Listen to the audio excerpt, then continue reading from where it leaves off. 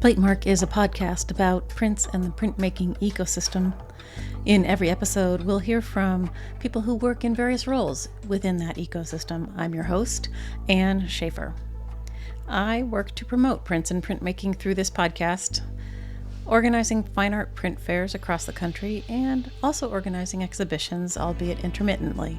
The goal of the pod is to demystify the world of prints and printmaking, which can be technically challenging, and to demonstrate the range of opportunities to work in this charming corner of the art world.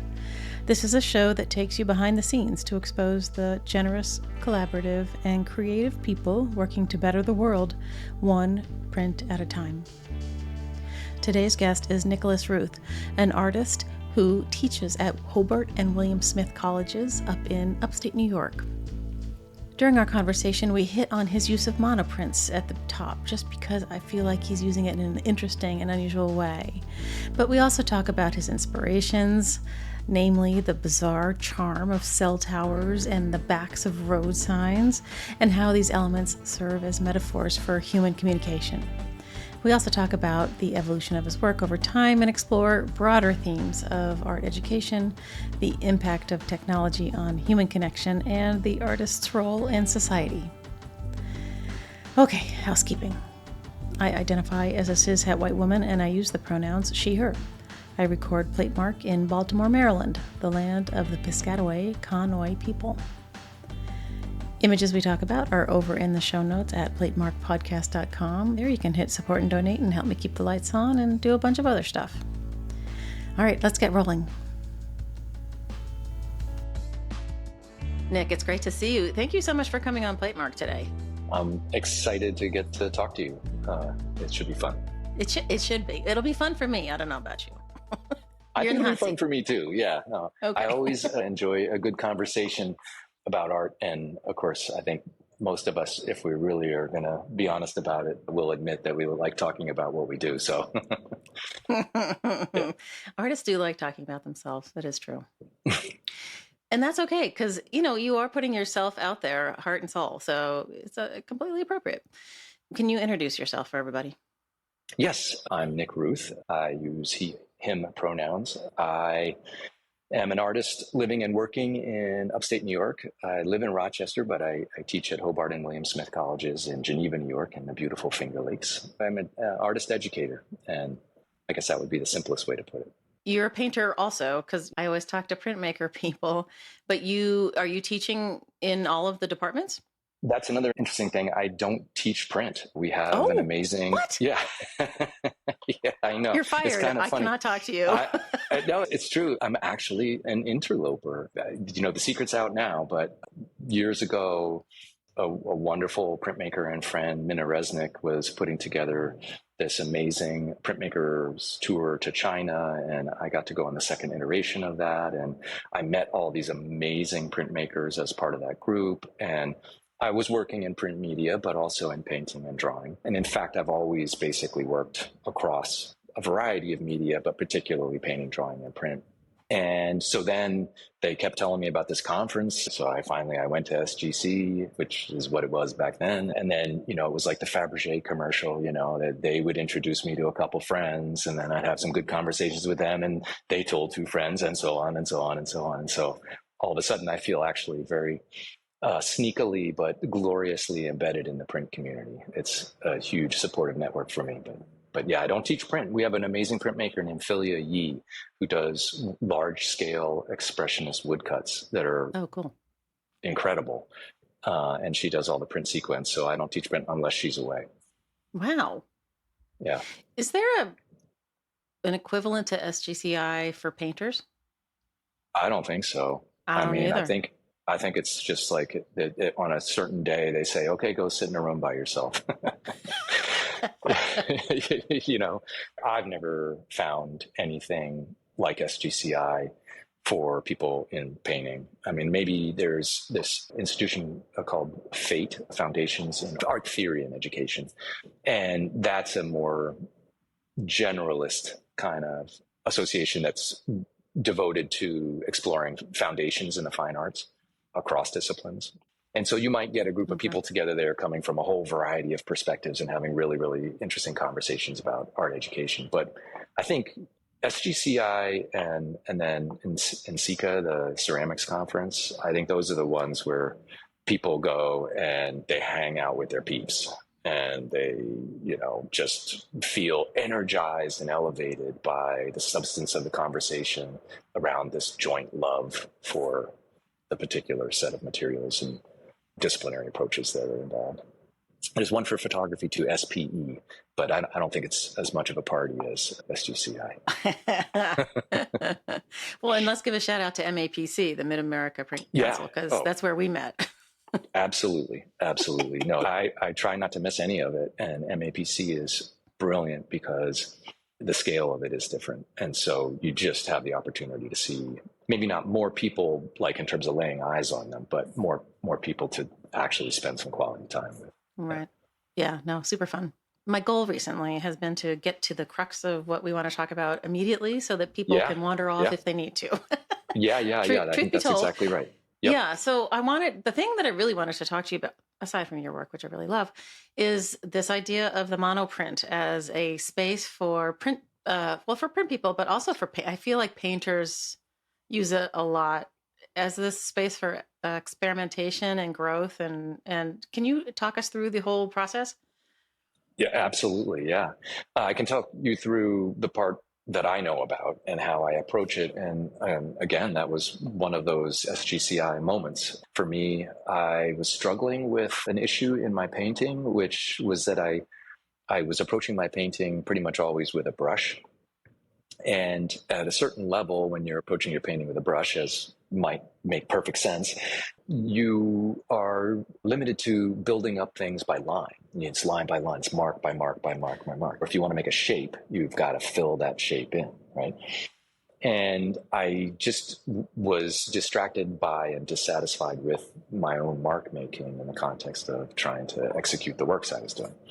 And I was at SGCI in Washington, D.C., and I saw Karen Kunk do a demo on her process. And I was like, there it is. It's transparent fields of color that I can lay on top of one another and build successively so that I can get a richness of resonant, eminent color, emanating color that participates in the structural logic of watercolor, I guess. Mm-hmm. But I can get some of that real intense pigmentation and saturation that you can get with these, thinned down litho inks. I started experimenting with that. She uses Hanco litho inks, and so do I. And you roll it out, and you add a whole bunch of transparent base, and then I would just roll up pieces of plexiglass. I would use stencils like she does. I experimented with the tapping out the edges technique that she does, and then I realized, I guess I could bring other kinds of textures into this. And so I would roll up Luan that has a wood grain to it. And I'd also roll up just Mylar. And then I realized, it can actually cut out shapes and forms and refer to things with this Mylar. And so I started doing that and then rolling up ink onto the Mylar and then placing the ink face down, those inked Mylars. So you can cut that Mylar into any shape you want, and with some degree of awkwardness, at least in my case, get some ink onto it with a brayer. And then you'd flip it upside down onto the print and pass it through the press, and, voila. And so all of a sudden, I had a vocabulary that allowed me to lay down shapes of color all at once as a field.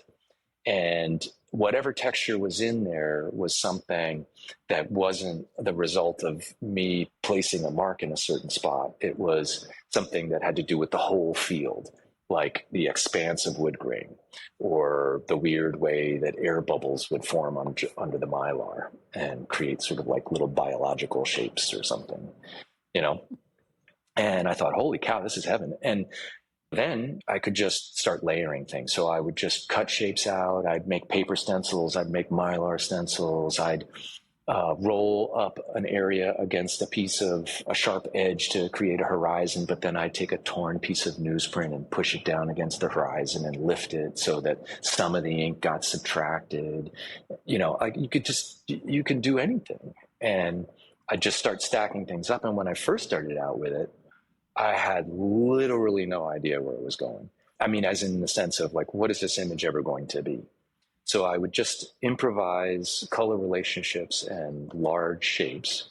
And then I would hang those things up after 3 or 4 passes through the press where certain colors and certain shapes were starting to assert themselves.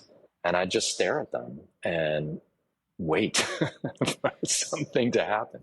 And then I'd go, oh, that could be the corner of a building. Wait a minute.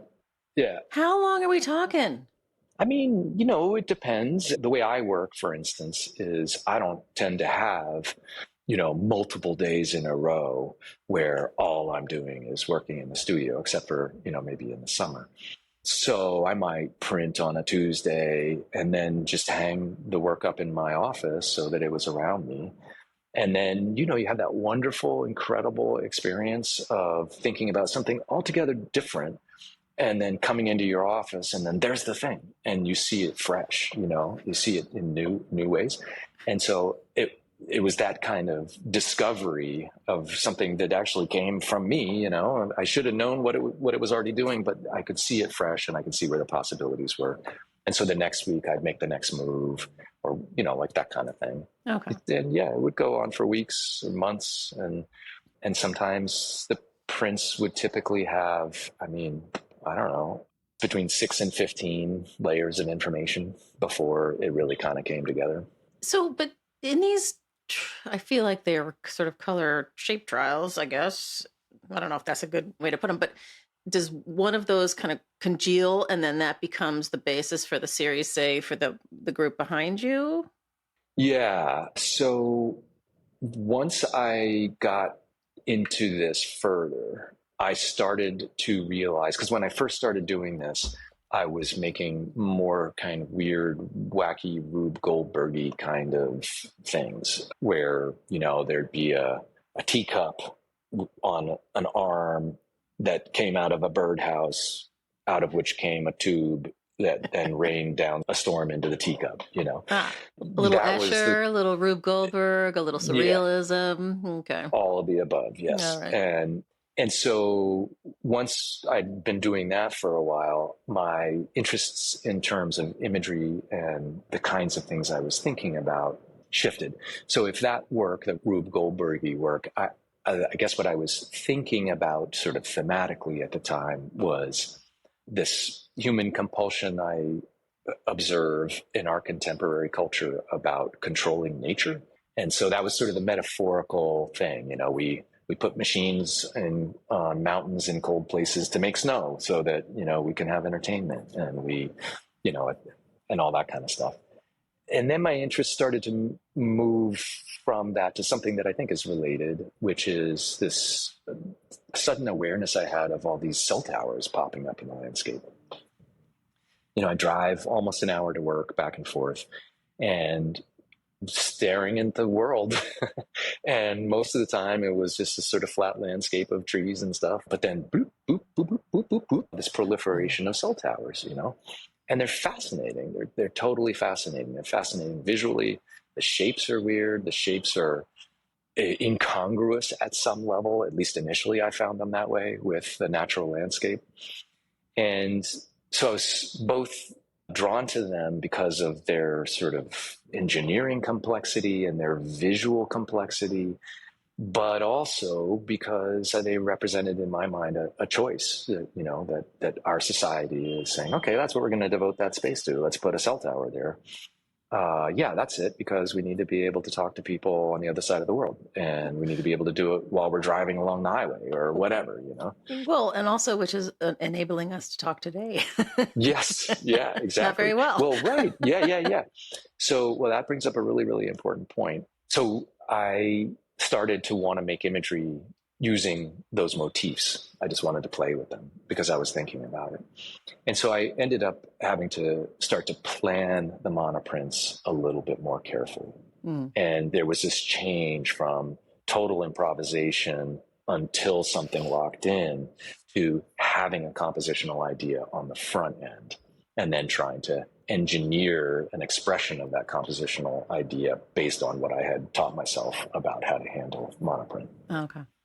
Yeah, and actually it's tricky. People who do this, and Karen in particular, are masterful, just masterful. Because if you're doing what I'm doing and you want to work in a quasi-representational idiom, you have to have the things that are in front feel like they're in front. And if you're working with transparent ink, that means there can't be anything behind them or the overlap gets compromised. Right, and right. So I really had to start to plan carefully for how to build those images. The cell towers to me they're fascinating because they're ubiquitous, obviously, but your experience of the cell towers in rural New York on your drive to and fro is very different from the urban landscape that I'm seeing. Because in Baltimore, the highest point in the city is called TV Hill. So there are these 3 gigantic towers that sort of beam, their little red lights at the entire city. And all of the cell towers are attached to buildings, so you don't see them. Yeah. So it's like we have the granddaddies, and Yep. yeah, Yep. It's so funny. No, I was aware of that too. I have had the privilege several times to lead semesters abroad for my school. And one of them was in Rome, and talk about incongruity. You're walking along and you're looking at this amazing 19th century or 18th century apartment building, and then it's just coated with cell towers. Yeah, I bet in Rome it's bizarre with there's the Acropolis, not the Acropolis. Where the hell am I? Oh my God. Go ahead. The Colosseum, that's what I was looking for. And yeah. I mean, all that stuff is absolutely amazing. It's just incredible. Like what a time warp to be there. So you're doing these semester trips, which sound fabulous. Oh, it's kind of amazing. It has taught me that I would never want to be a dean of residential education or something like that. But it is an amazing opportunity to get to go live somewhere else and, just observe that culture, to be walking around and seeing all these hundreds of year old buildings that were apartment buildings, and then to see them dotted with dishes, communications dishes, television dishes, direct TV kind of thing, just like coating the whole top left corner or whatever, just like a disease that had attached itself to that building. It just doesn't make any sense, but of course it makes perfect sense. People want to watch TV, so there you have it. Right. Yeah. They always remind me of the water towers in New York. Which I find completely charming now. Yes. 100 plus years. They're still there, but so someday those little satellite dishes are going to be cute and antiquated. Yeah. Well, and I've thought about this too, because the technologies are evolving so rapidly. Mm-hmm. It's probably the case that they're just not going to be there anymore, because we'll zip right on past that. But in the meantime, it strikes me as something to think about and to consider. And here's the pitch for me anyway. In my work, at least in terms of the imagery I'm trying to work with, I am really not trying to tell anybody what to think. But I am trying to make beautiful objects that offer the possibility of contemplation, that offer the possibility of engaging with some issues that I think are really, really important. And one of them is how we communicate with each other. And so when I try to boil this down, one way that I'll express it is, we can talk faster and farther than ever before, but are we in fact communicating better? Do we understand each other better? Do we feel more connected to each other than we did before? I'm not so sure. I'm ambivalent. And I trace it back to this weird way in which we don't have the conversations about what we use these things for before we start using them. We just develop the stuff and then put it into play. And a lot of that, I think, has to do with, profit motive. And nobody bothers to say, what could be the negative consequences of this?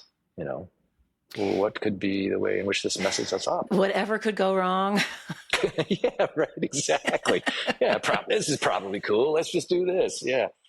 It's interesting you say that, because my older brother, Ren, who is my most avid listener fan, gives me a review after every episode. When he was young, one of his first jobs was working for Michael Dell Computers.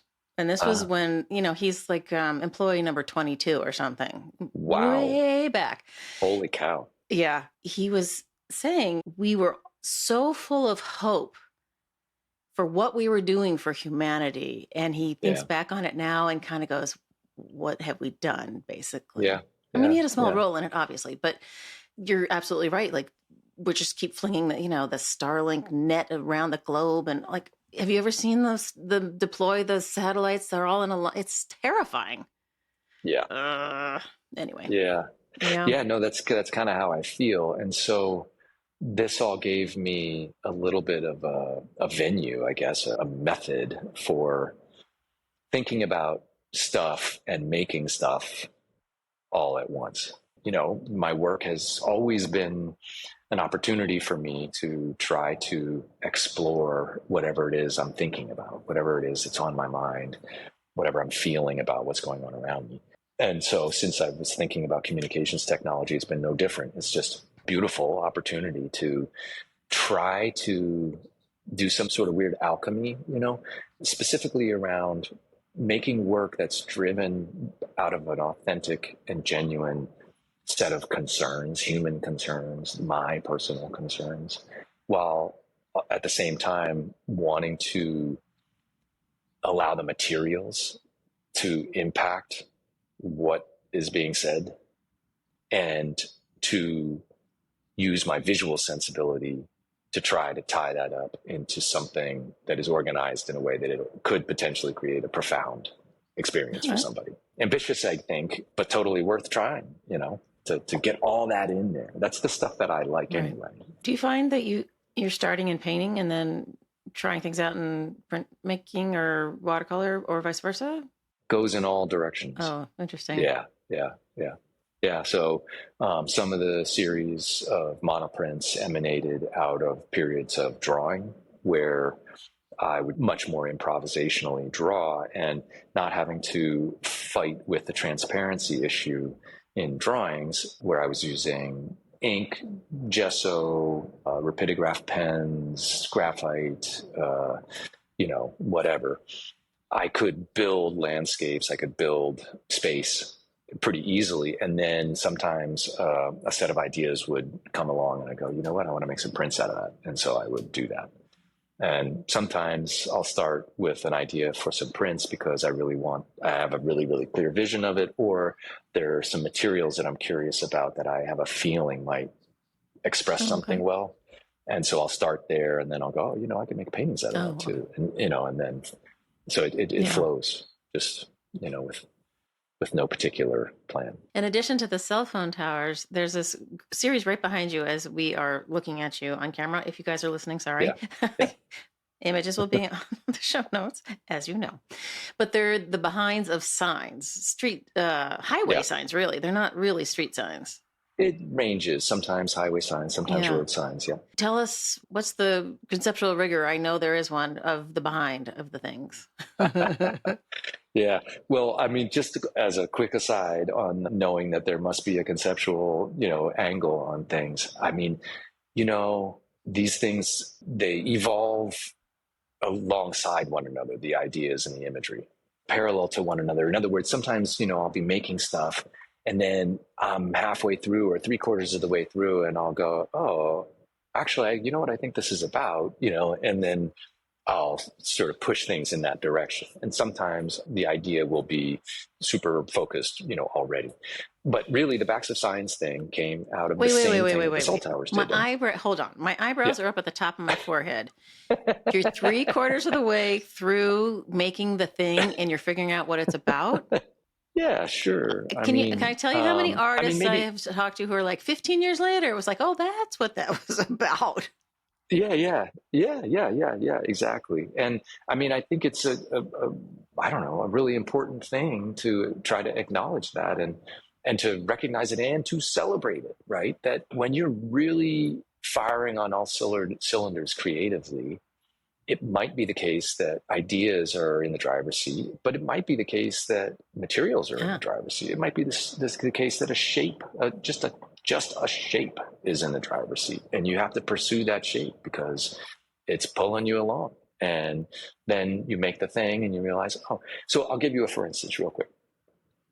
If I look back across my work, back into the early 90s, I have always made stuff that experiments with a toggle of illusions of space, with things that have strong qualities of illusionism on the one hand, and things that are built out of flat modernist space, where it's color force and shape arrangement that drives it. And I mean, I don't know why I'm like that. It's just what moves me. And there's certainly some things that I've been looking at for decades and decades that come out of the history of painting more than anything else that I'm sure are a big source of it. But that's what, that's what turns me on. That's what makes me feel like, yeah, that's beautiful. That, when it has that kind of thing. And I'm really, really fascinated by and invested in this notion that visual art is an opportunity to provide ourselves with compelling human experiences of visual sensation. And that when artists do it really, really well, it's because they have organized visual sensation in a surprising, structured, but dynamic way. And that's always what I'm looking for. That is the baseline requirement. It has to be there. So that's a way in which the visual structure of things comes before the ideas. Whatever the ideas are going to be, they have to play that game or I don't want to do it. Yeah. Like an example of that would be the photogravure stuff of the backs of signs, but even the, monoprints or any of that kind of stuff. But in the photogravures, I capture the image, there's the photograph itself, but it's never perfect. And so I spend hours in Photoshop. You do? Oh yeah. I don't know why I'm surprised by that. Wow. Yeah, because, the posts are never straight. Oh. And what I want them to do is, and the signs, and it's really hard to get at this perfect, linear perspective is in play, even when you're looking at a flat group of signs. And so I spend all this time adjusting them so that they are, the posts themselves and the sides of the signs are perfectly vertical and the tops and bottoms are perfectly horizontal, because I want that stuff to be talking to the rectangle of the composition and asserting flatness, all the while the real world is swirling around it, and in that way I'm getting that toggle that even it's photographic space, but it's flat and deep, and so anyway, that's something that's really, really important to me. And so that was true for the signs, the backs of signs. Why the backs? Well, why signs at all? I mean, one reason to do the backs is to not have to deal with the front, because the front is always message driven and I don't want to mess with the messages. The point is the thing that has to do with the other reason, which is that I'm basically trying to talk about signs as a metaphor that are message carriers. They're a mode of communication. They're a way that we share information. And in the case of road signs, they're about wayfinding, they're about journeys, but they're also about society and regulation. Absolutely. Rules of community. Yeah. Yeah. So I'm interested in that. And then finally, undergirding all that is an interest in semiotics. I'm interested in this way in which we communicate that requires that we give material form to our intentions. So like if we're going to have this conversation, I got to make sounds. I can't just think it. I have to think it and then I have to speak it. And so I give material form to my ideas and then you can connect to that. And there's something beautiful and fascinating and weird and also problematic about that, because you put your ideas into this thing, but then you have no idea what somebody's getting out of it. And so it's interesting to think about that communication relationship, the sender, what they send, and the receiver, and to focus more attention on the thing that's being sent and how it's impacting communication.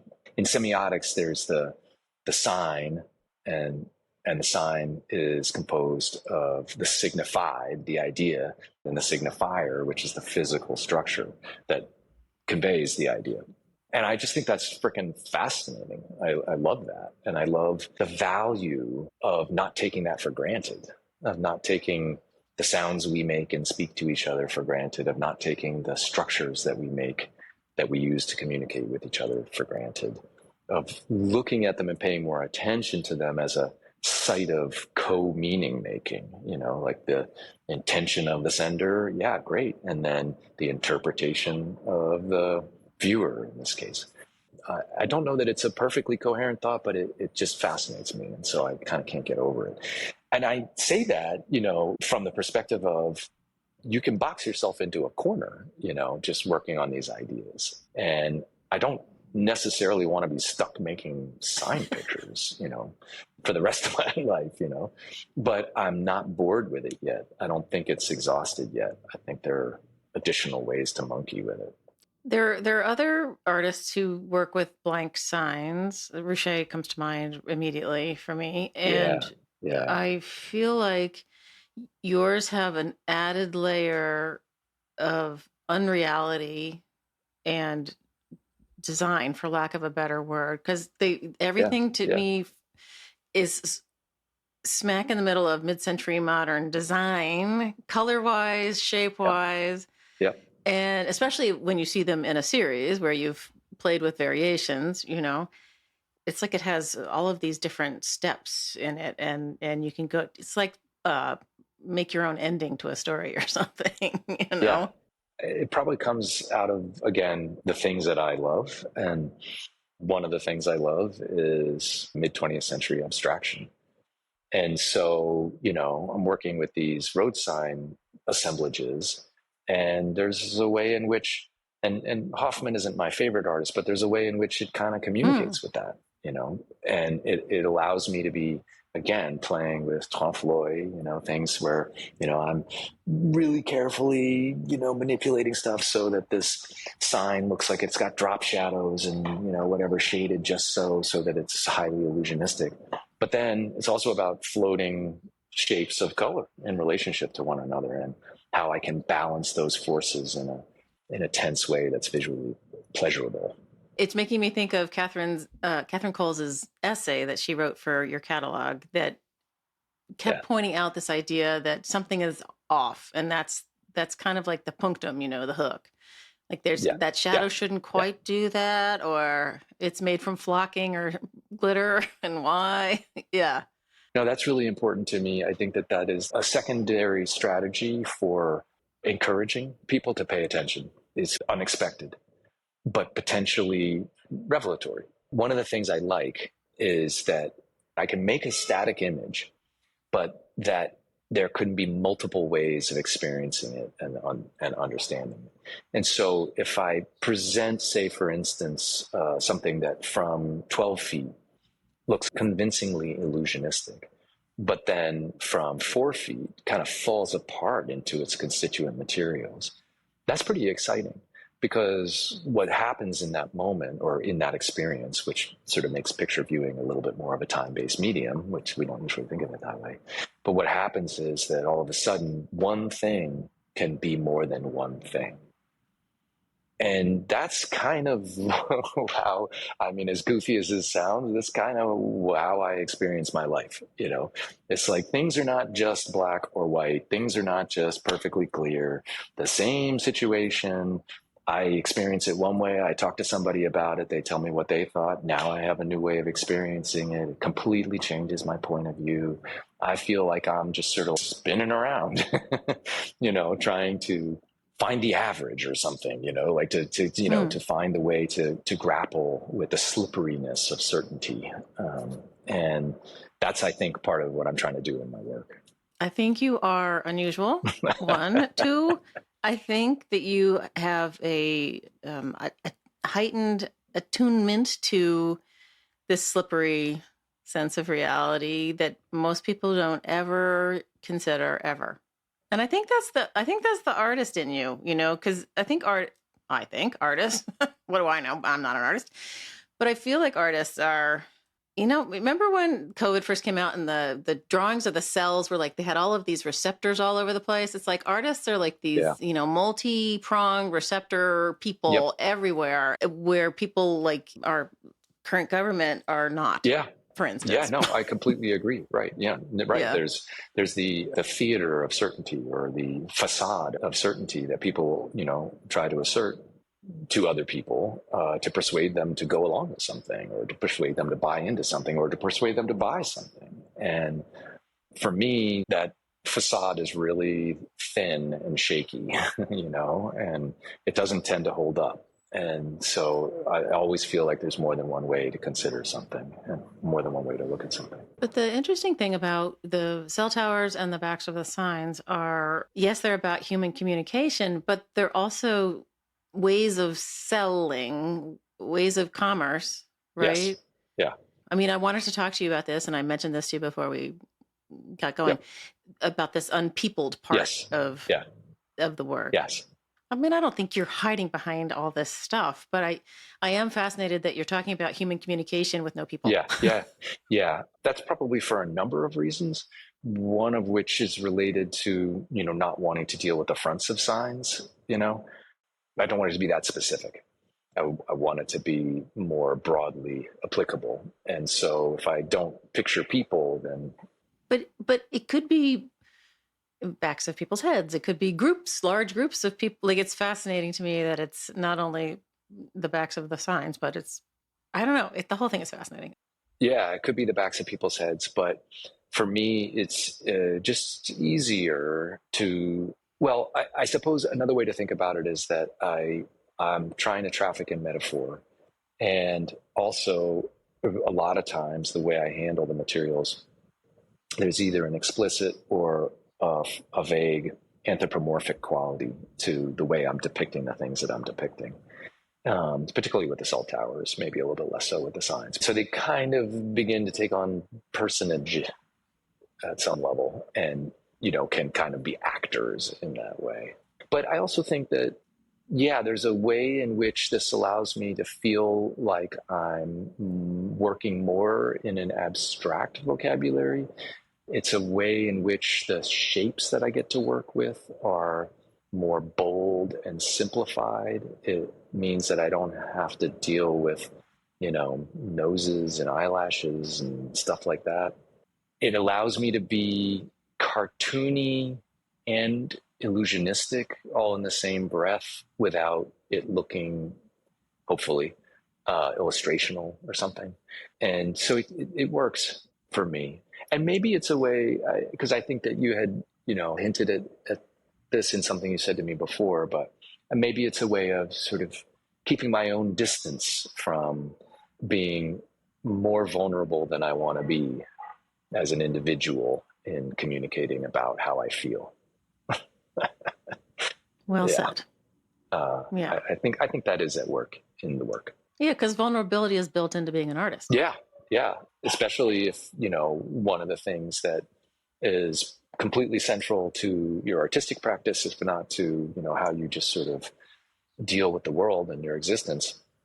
If one of the central things is doubt, or, questioning certainty, then, you could be really setting yourself up if you lay all your cards on the table. So for me, it works better to talk about these things as not just my own experience, but as something worth thinking about for everybody. It's worth thinking about, wait, what do you know and what don't you know? I mean, aren't you glad we have cell phones? I mean, a lot of the time I am. And then a lot of the time I'm not, I mean, it's both things at the same time. And that's what, at some important level, I hope my sort of cautiousness around my vulnerability is allowing me to say. I buy it. Yeah. Oh, it makes sense. But I love your, maybe because I'm a huge mid-century fan myself, that I am drawn to your work. But then no, not this year, they're a couple years ago, but these incredibly romantic landscapes that are denuded of almost everything except for the clouds and the little tufts of grass. Yeah. And I'm fascinated by the scale of them, because one could make an argument that they should be bigger, or that they should be really much smaller, Yeah. And the color variations and the tire tracks and the whole series to me is just, I just want to know everything about. Yeah. At some point, quite a while ago, I just adopted this formal device of dividing the picture into ground and sky. And then I could situate things in that space. And I could play with flatness and space. Wait, so you've divided the picture plane between the sky and the ground, and in this particular series via different papers. Yes. Yeah. So the series called This Place is divided by the size of the paper, and that was driven by two choices. One, I wanted to make these images really big, and two, I could only print so big in my studio. And so I knew, well, if I'm going to be separating this out in this crisp way with a vivid horizontal separation between sky and ground, I can make them out of two pieces of paper, and I can make the sky as big as I can print and then add on the ground. And that will make for a bigger print, because otherwise I'd be limited to something like, I don't know, less than 30 by 24 or something like that. Right. And then I had this insane opportunity to spend 2 weeks at Alfred at the IEA residency, which was at that time run by Joe Shearer and then subsequently by Miranda Metcalf and now by Miles Calvert.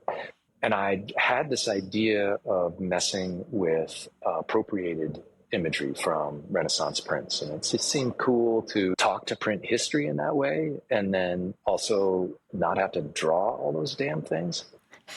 and it first happened when I was making the big cell tower intaglio prints at Mirabeau Press in Buffalo. And I needed something to populate the ground plane and help me sell the spatial recession. And so I went around and I just looked on some websites in major museum collections for their Renaissance engravings and etchings and found bits of rocks and grass and whatever, and got the high-res scan and harvested that out of those scans and then tossed it into Photoshop and agonizingly did the scale work and the copy-paste, change scale, blah, blah, blah, stuff to try to finally get that thing that felt like it was going back in space. So for this series that you're referring to, I wanted to add a sky. So I went and I found some clouds, which, by the way, were very hard to find. I mean, it's crazy, but if you actually go and you start looking at Renaissance engravings and you look for clouds that aren't behind something, like an entire cloud where you can see the whole thing, and that's kind of goofy enough visually, but not too goofy visually. Reads enough like a cloud, but not too much like a cloud. No high-crest clouds. Yeah, right, exactly. So I hunted and hunted and hunted. I finally found this series of prints called Speculum Romani Magnificentiae, which was this weird published bound thing that was images of monuments in Rome. And they had these clouds in the sky, and they were free floating. Who's the artist? A bunch of different artists. Oh, okay. Yeah. And so I could grab a cloud and take it into Photoshop and then monkey with it. Can I say one thing before you go any further? Yeah. The next time you're on the hunt for something like that, there are a lot of people called print curators who could say to you, you should look at the blah, blah, blah. Yeah, I know. So please call us next time. Yes. Yeah, I know. That would have saved me some agony. I'm like, where are the goddamn clouds? I love looking at clouds. I have a whole list of clouds, man. Yeah. Shoot. Gosh, it takes a village, or should take a village, or one should use the village. That's right. And then I did some early experiments with that at IEA, and it didn't work. I wasn't getting the spatial recession I wanted. And so then I went out and I photographed, I'd be waiting for that perfect, weird, I guess, Western cloudscape that just sort of goes off forever. And then it would finally come along. I'd be madly photographing it. I'm thinking like Wile E. Coyote. There's that certain cartoony quality to them for sure. But I'm also thinking about like Ansel Adams or something, some sense of, holy shit, this is vast, And then I took that into Photoshop and I put that as a base layer. And then I scaled my Renaissance clouds to match that so that I had that more accurate sense of spatial recession that was driven by a photographic image. And then I just got into the studio and started printing really, really delicate transparent flats with split fountains in them and building up color. And then I would add texture in, and I'd just expose window screen to a silk screen or mesh or something or whatever. And then I would print layers of that also with split fountains to try to continue to enrich the color, but also to create a greater sense of materiality. And then I would print the key layer of the rocks and grasses on the ground, and I'd print the key layer of the clouds on the sky. And I don't know, it's just one of those things that happens sometimes, but for me, very rarely, where I had the idea, I'd done the preliminary research, and experimentation. And then when I started to make these things, I was giddy. I mean, just like, holy crap, this is totally working, and yeah. And like, I can't believe how beautiful this feels as I was doing it, and then I'd get to a certain point after the key layer and they still weren't quite right. And so then I would go in and do a ton of handwork with colored pencils to try to adjust the color relationships, adjust the quality of light, and adjust the spatial recession, both of the ground and of the sky. So they're all unique? You're not additioning this at all. Mm-hmm. I mean, they're the same idea. Yep. But if you start paging through them in the catalog, you're like, oh, those clouds are different, you know? Yeah. Oh my gosh. Because I read that there was colored pencil and I'm like, where? Because you can't see it in the photographs. Right. Sometimes, because when you do a split fountain, it's a continuous gradient. But sometimes I was trying to take this set of clouds and lift them forward from the ones right below them. And so there would be a gradient, a gentle gradient on those foreground clouds and those midground clouds and those background clouds. And I would just go in and adjust that so that the foreground clouds had a flatter quality. The midground clouds had a different flatter quality. And the background clouds had yet another flat quality. And that made them seem more like that elementary school set, like, stage set, where it's cardboard waves or whatever. And like pop, pop, pop, Right. So I could stack up the space that way. So in one of them, how many times are you squeegeeing or pulling or pressing through a press, or how many layers are we talking? I mean, minimum 4, maybe 7. But they're screen, not wood. Like the clouds look like woodcut to me, but that's because I want them to be woodcut. Right. Yeah. Right. Yeah. No, they're screen print, and there's a little bit of a sense of digital artifact in them because I took them from basically, high-res files, high-res scans, and then I would take them into Photoshop, and then I would do things like enlarge them. And so in some cases, you can see the little pixelated edges and stuff. One of the dynamics visually that's happening with them has to do with their scale. And so I'm taking them from scans of engravings where the lines are very, very fine. And then I'm putting them into a digital environment and I'm scaling them up or scaling them down. And then I'm printing them really large onto transparency so that I can expose a screen. And so that enlargement right there is generating pixelation. And then when they get printed, because they're printed so large, the biggest ones are really thick. They don't seem like an engraved line. They're much more like a woodcut, because it's a bigger mark. So it's like kind of weirdly participating in all of these different print discourses all at the same time. Well, I like that there are engravings that blow up to look like woodcuts that actually come out of the thing as a screen print. That's awesome. Love that. I'm going to have to get somebody to send me some perfect little, lithographic moment and then I can collage it in, so right. We can get all 4 in there. Yeah, I really like those. I think they're so desolate, but so romantic and so haunting and so odd. And they hit all these notes. They're great.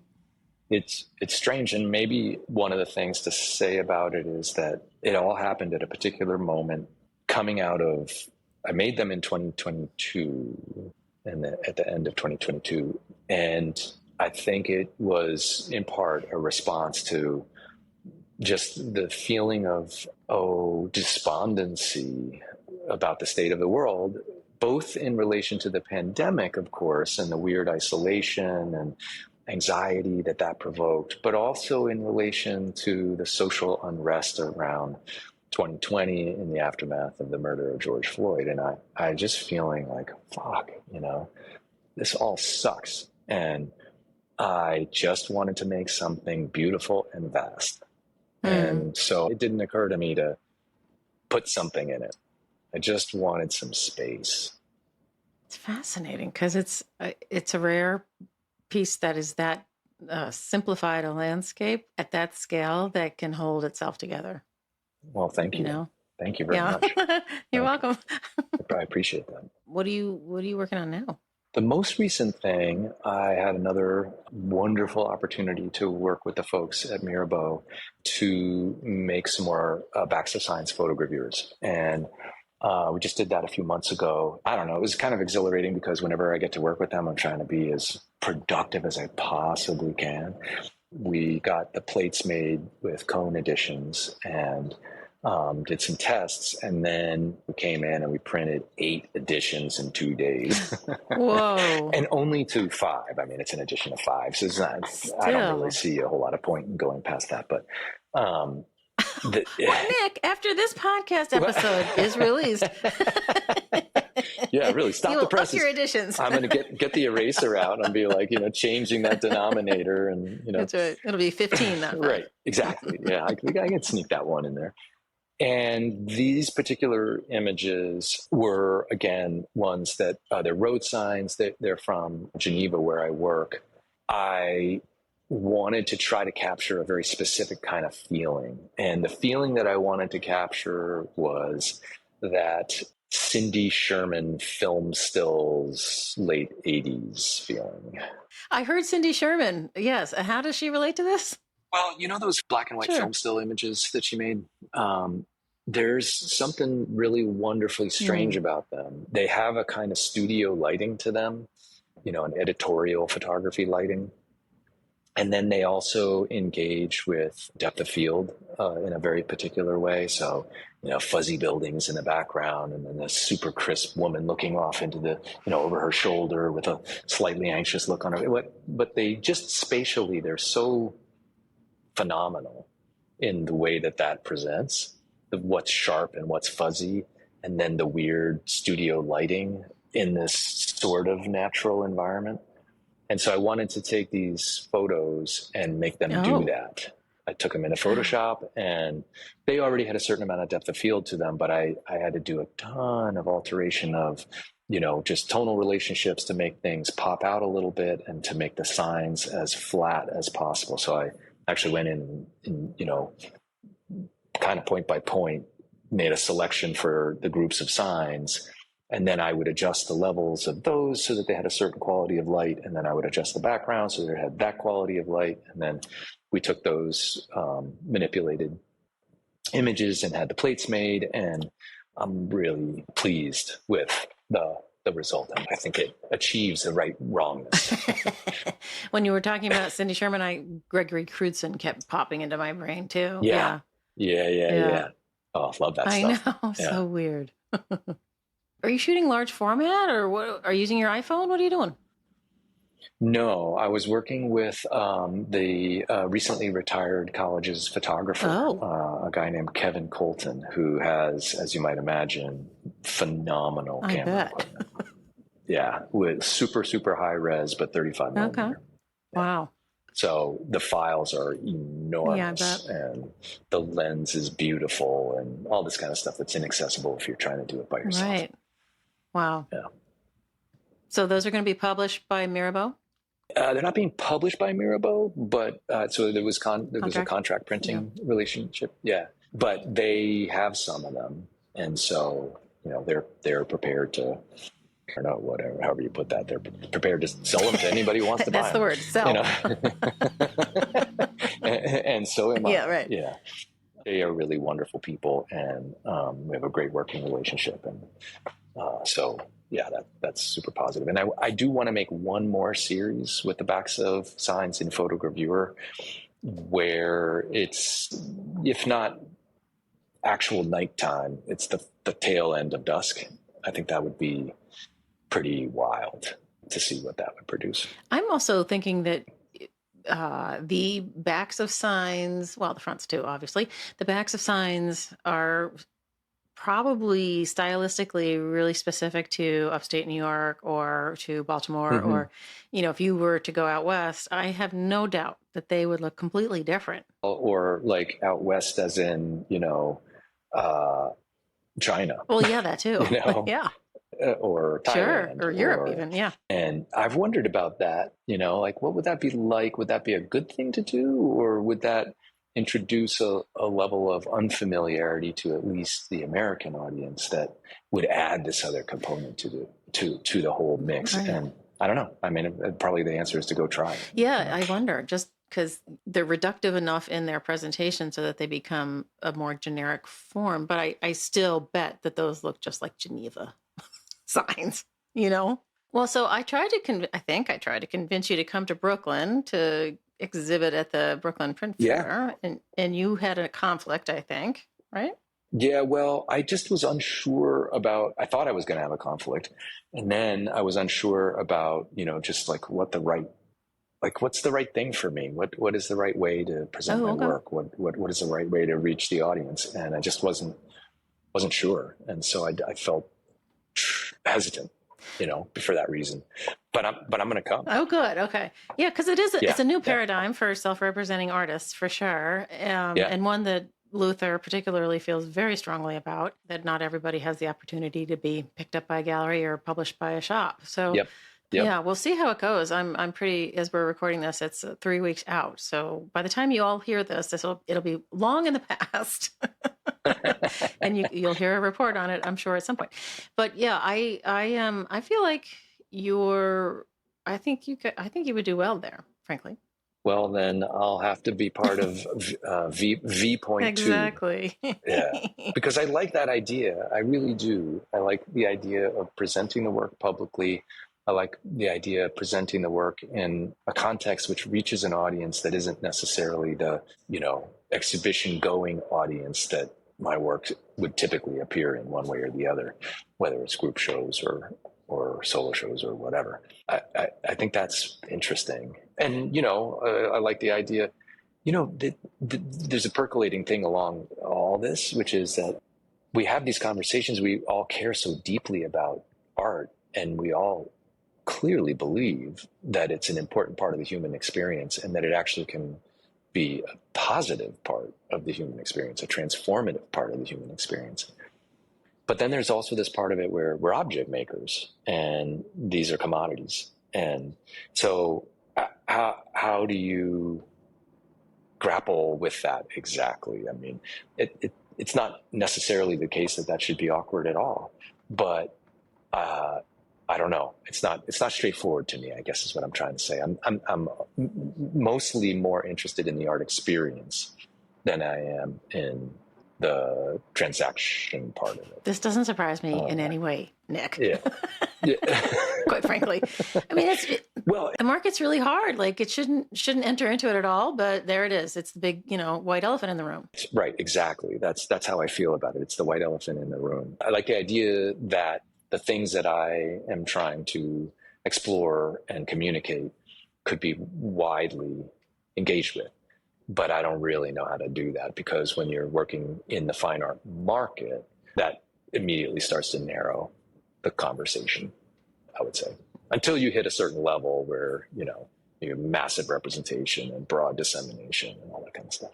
I have a day job, and that's the secret sauce. That's exactly what I was going to say. But I do feel like there is some weirdo prejudice that the market has somewhat against the academic professor artist. It's the most bizarre thing to me. And I feel like, which I think is, Miranda and I both love to talk to you guys, the professor peoples, because I think as a professor, as a mentor, and as somebody who will inspire your students, you have to be able to talk about what it is you believe, and you have to be able to guide them through their thought processes to where they get to where they believe, and so it's an extra layer on top of the creativity of making the work that is it just makes it all much richer, frankly. I agree. There's something really interesting about that dynamic. And there's something interesting about the safety that it provides for the professor to just go where their ideas take them.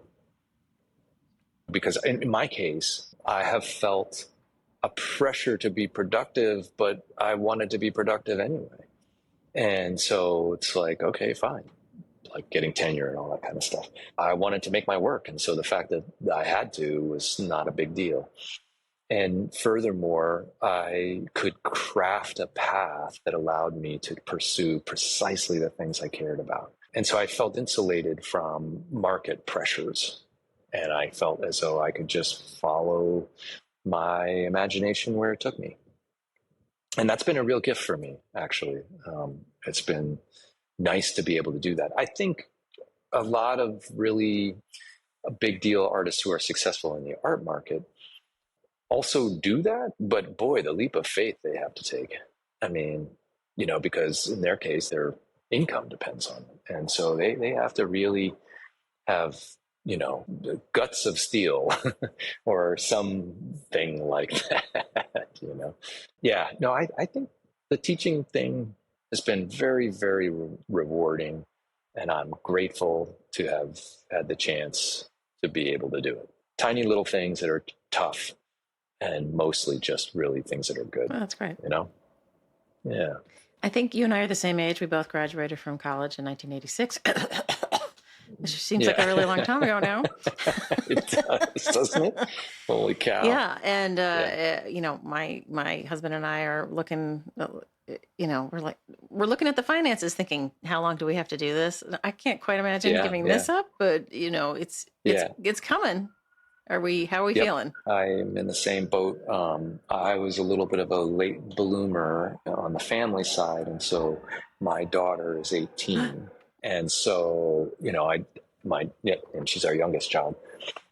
So definitely in for at least 4 more years, synonymous with her going to college. But I don't know. I mean, I think that all that kind of stuff is interesting to think about, right? Because don't you think that most people who are employed full time, when they get to some particular moment, they think to themselves, I would immediately make the deal to get 70% of my pay to work 70% as hard. Yes. And I mean, I would immediately make that deal because the time is the part that I feel like I'm missing. Yeah. But I bet you there are people out there who might argue that you can also have too much time. I don't think you will, though, honestly.